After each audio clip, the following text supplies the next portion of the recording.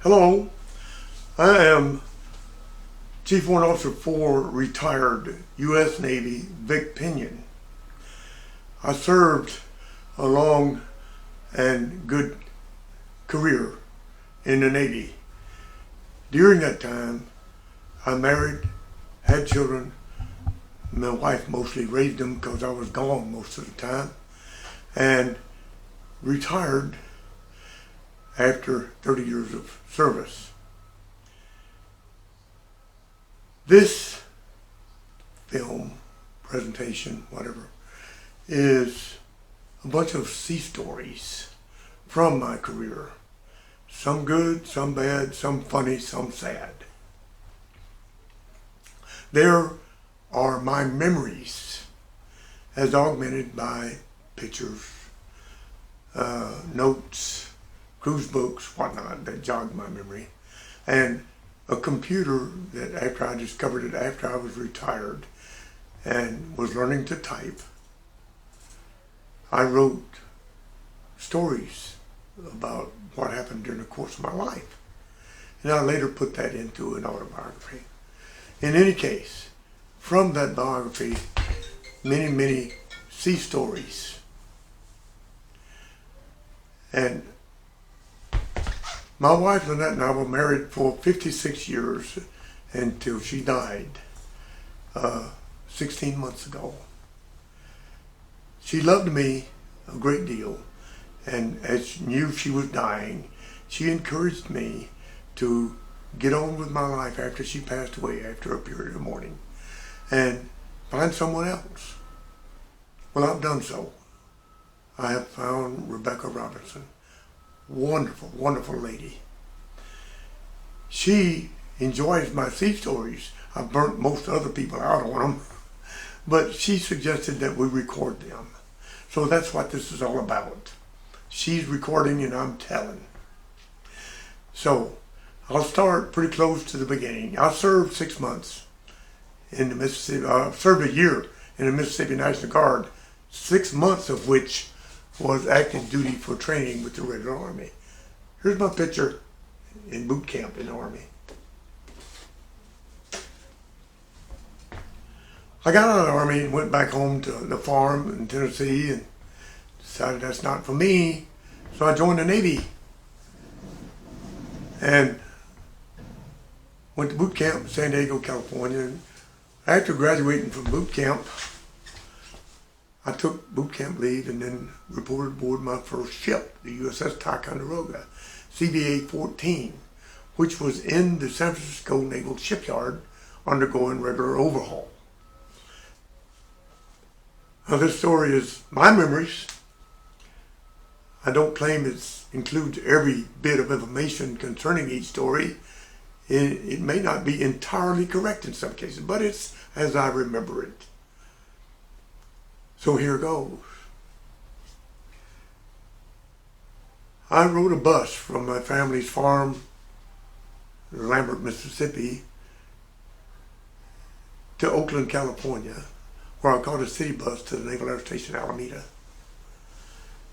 where I caught a station bus to Fleet Landing, where I caught a USS Bonhomme Richard Liberty boat across the bay to the Bonnie Dick, as she was known, after accommodation ladder. I went aboard. I'd never been aboard a ship like that before, big cavernous hangar bay. I'm walking up and down the hangar bay with my sea bag on my shoulder, my AWOL bag in my left hand, very confused. And finally someone says, "Can I help you?" I said, "Yeah." "How do I get off?" He said, every one of us asking that question. He says, and I told him, "I've got orders to the Ticondaroga." He said, "Yeah, I think the tie's over here in the shipyard." He said, "I'll take you to the afterbrow." Well, the chief on the afterbrow pointed his finger across the shipyard with the Ticondaroga's island structure, the number 14 on it. He says, "That's the tie. You walk across the shipyard to it and go aboard."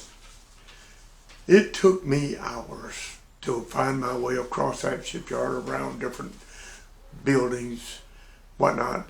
And I finally found the Ticondaroga. She was in a dry dock with twin brows upper fantail. I went aboard. The chief on watch there took my orders and had his messenger escort me to the personnel office. It was a Friday afternoon, and a personnelman there took my orders from the messenger, gave me a check-in sheet, a chow pass for the shipyard chow hall, and a Liberty card. I was an E2, about pretty as low as rank as you can get and not still be in boot camp. And that yeoman or personnelman told me he took me to a berthing compartment, an X-Division overflow berth compartment. Says, okay, you'll berth here until next week. He says, go ahead and take the whole weekend, do what you want to. And then Monday, you check in to the rest of the ship. And then after you get all checked in, you bring your check-in sheet to me. Well, I did those things, and they forgot about me for 3 months. Me and a half dozen other guys were in that berth compartment. We didn't have to muster. We didn't have to work. We didn't have to do anything whatever. We didn't even have to turn in our Liberty cards when we come back off Liberty. We drew our pay. They paid in cash in those days. We did what we pleased. Well, I would walk around. We got to know everybody. I'd see someone who needed help. I'd help them. And the ship pulled out to reload the basic ammo unload. Anchored at the ammo anchorage out in the bay, and just about everybody on the ship was on the ammo unload working party, except me and those other guys in my berth compartment. We checked out fishing tackle from wreck services, got some shrimp from the chow from the hall, and we were fishing off the fantail all day, catching fish and just having a great time. Well, at the end of the day, that personnelman that had checked me in came out on the fantail. He's all filthy from the working party. He's wiping, sweating, tired, exhausted. He saw me. I'm reeling in one of those little 2-foot-long sand sharks as he came out. He says, you know, Pinion, you're going to have to go to the division here pretty soon.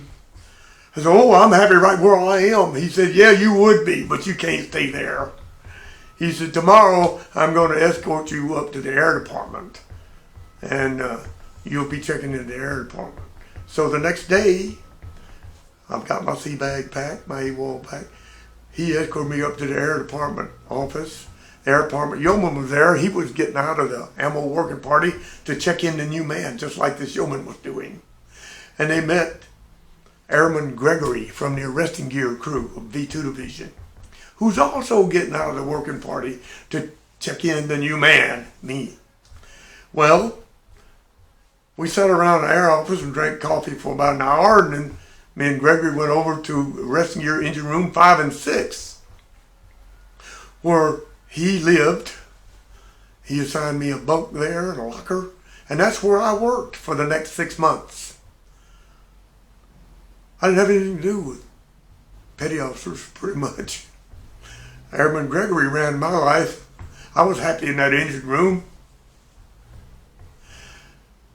One day, about 6 months after the ship's going to sea and operating and stuff. So about 6 months after I'd reported aboard, and we're in port in San Diego, and I'm walking down the flight deck, and my division officer,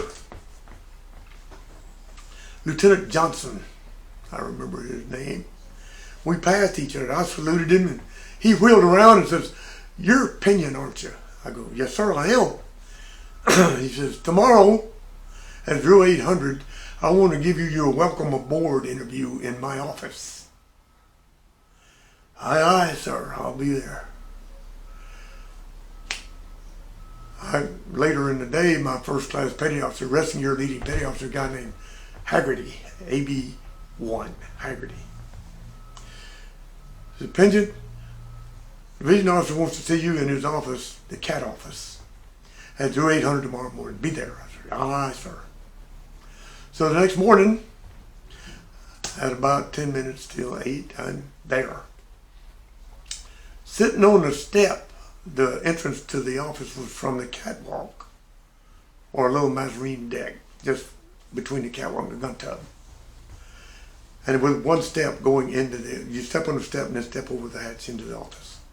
Sitting on the step is a big, fat, second-class petty officer that everybody knew as the tanker. They called him the tanker or just tank because he could drink a lot of beer. He's sitting there reading a soft-cover book. And we had a name for those books, not very complimentary. They had a lot of sex in them. So, but he's sitting there reading his book, and I go, excuse me. He looks up. What the fuck do you want? And who are you? I said, I'm Pinion, and I want to go in there and see the division officer. He said, get the fuck out of here. He's a second class. I'm an airman apprentice. I took off. I went back to my engine room where I felt safe. We had amplified sound-powered phone system with the speaker. Haggerty was over in the workshop, the rescue workshop. He called over on the sound part. Pinion, you over there? I picked up the sound part. Yes, I am. Get your ass over here. Over there to our workshop I go. Didn't I send you up to see the division? I said, yes, you did. Why didn't you see it? I said, because this big fat second class sitting on the step told me to get the fuck out of there. He rolled his eyes and goes, Tank. Yes, sir. He said, you go tell Tank I said, let you in there. Yes, sir. I go up there, Tank's still sitting there reading his book. I go, he looks up, didn't I run you off? I go, yes, you did. Then what the hell are you doing back here? I said, Haggerty told me to tell you to let me in there. You go tell that fucking Haggerty I said, go fuck himself. Yes, sir. Boom, go away. I go, I'm not going to tell Haggerty nothing. I go back to my engine room. I never was interviewed by the division officer. And he never talked to me about it again. Okay. That was my welcome aboard